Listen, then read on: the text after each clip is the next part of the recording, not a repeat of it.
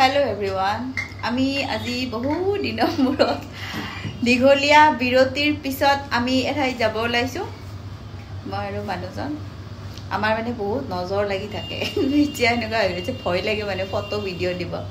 বাৰু যে দেখক আমি যাম দেখুৱাম চাব নজৰ লাগক কিবা লাগক দিবতো লাগিবই না আমি এয়া ওলাই ৰেডি হৈ ললো আৰু আজি মোৰ এয়া লুকসটো কেনেকুৱা লাগিছে আপোনালোকে জনাবচোন আৰু আমি এতিয়া গৈছো গাড়ীত বহি ললো আসলতে মন যায় নহয় জানো নিজৰ মানুহজনৰ লগত অলপমান এনেদৰে এনজয় কৰিবও লাগে বা টাইম স্পেন্ড কৰিবও লাগে আৰু এয়া আপোনালোকক মই একাৰণে ৰাস্তাটো দেখুৱাইছো এইটো হৈছে দিল্লী টু মুম্বাই এক্সপ্ৰেছৱে সঁচাকে বহুত ডাঙৰ আছিল ৰাস্তাটো আৰু এয়া কংক্ৰিটৰ মহানগৰী হলেও ইমান ধুনিয়া লাগিছে যে দৃশ্যটো হেকাৰণে মই এটা ভিডিও বনাই ভাবিলো আপোনালোককো দেখুৱাই আসলতে নৰমালি মানুহে মানে হিল ষ্টেচনত গৈ গছ গছনিৰ যিবিলাক ভিউ থাকে হেবোৰ কৰে বাৰু যেনক আৰু এয়া আমি আমাৰ ডেষ্টিনেশ্যন আমি আছো এতিয়া গুৰগাঁও সাইবাৰ হাব মইতো দেখুৱাম চাব কেনেকুৱা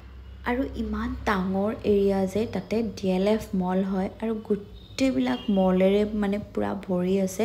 সঁচাকে বহুত ধুনিয়া লাগিছে আহি পৰিৱেশটো ভাল লাগিছে এই গাইস এনেকুৱা বেয়াদি নিজক চাব নোৱাৰে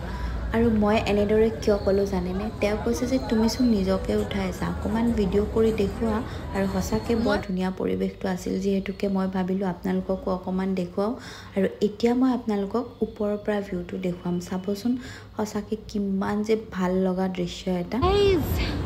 চাও ইমান ধুনিয়া লাগিছে মই আপোনালোকক ওপৰৰ পৰা ভিউটো দেখুৱাইছো এয়া দেখিছেনে মই গোটেই দেখুৱাইছো এই এটা টাৱাৰ এনেকে গোটেই DLF Gurgaon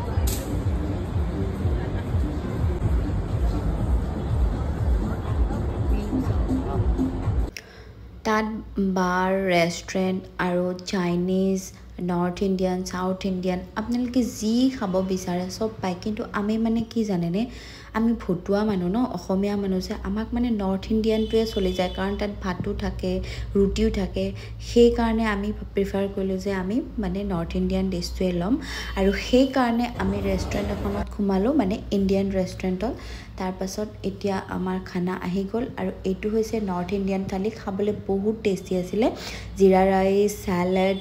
দাল মখনি বাটাৰ চিকেন তন্দুৰী এনেকে মিঠাই আছিলে আৰু ৰাইতা আৰু আছিলে ইমানে বাই ভিডিওটি কেনে